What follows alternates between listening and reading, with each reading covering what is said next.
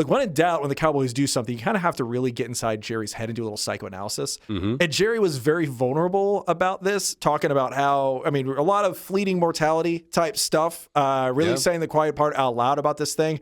And what's really interesting to me about this trade, there's the football aspects, which I agree with you on.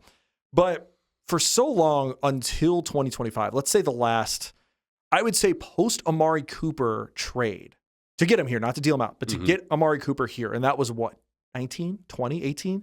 I forget the exact year. I think it was 18. I think it's 18. I would argue from 18 through 24, Jerry was coasting on reputation as far as Jerry Jones, and he said this too many times for this to be bullshit. Jerry Jones sees himself and will always see himself as a gambler and as a wildcat. It's why that Netflix show is branded the way it is, right?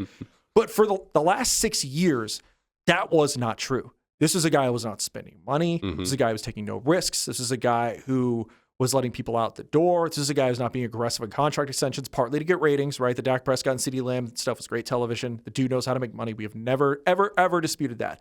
But Jerry Jones risk taker, Jerry Jones wildcatter, Jerry Jones oil man, that was dead and buried. Right. But look at 2025.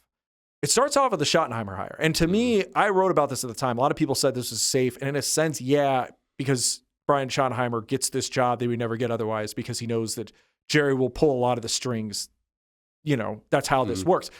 But it was a really, really big risk because the fan base was growing more and more apathetic.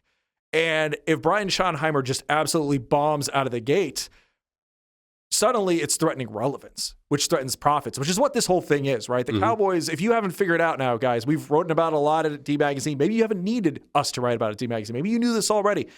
This is a profit-making vehicle that would like to win some football games if they can. Yeah. The goal isn't to win the Super Bowl. If they do, that'd be great. That'd be a good time. Jerry would love it, but it is to make money. So you hire Brian Schottenheimer, who, if this goes off the rails in a hurry, people are just checked the hell out. Jake wrote a piece a couple of years ago, Jake Kemp, about the idea of Cowboys nihilism. That just like, what's the point? Why does this matter? Why does anything matter until January anymore? Well, if Brian Schottenheimer is terrible immediately, it's why is this whole season mattering? So you get Brian Schottenheimer. You get George Pickens. You trade Micah Parsons. Now you make the biggest trade for an incoming player at the highest cost in years. Say what you will. I don't think most of this is good. A lot of this is very, very bad process.